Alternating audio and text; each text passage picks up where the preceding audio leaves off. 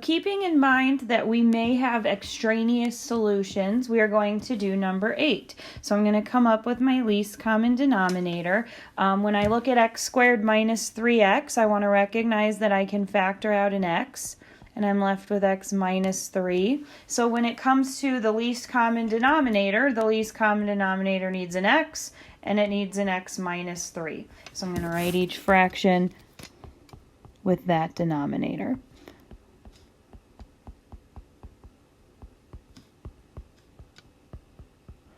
So the first fraction is not missing anything in the denominator, so the numerator stays 18. The second denominator is missing an x, so I multiply by x, so I get 6x. And then the third fraction is missing an x minus 3.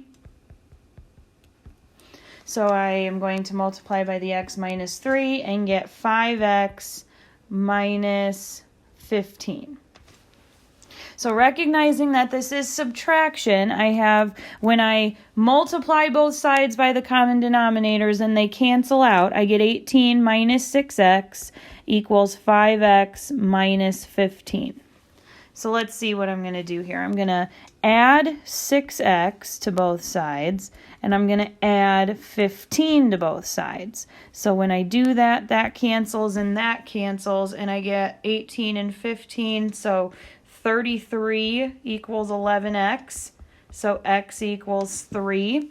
And when I look at this before I decide that it's my final answer, remember that the denominator cannot equal 0. So if I look at any of these denominators and they would equal 0, I have to exclude that number. It can't equal 0 or 3. So 3 cannot be a solution. Therefore, this problem has no solution, which is allowed to happen because if the only answer isn't a part of the domain, then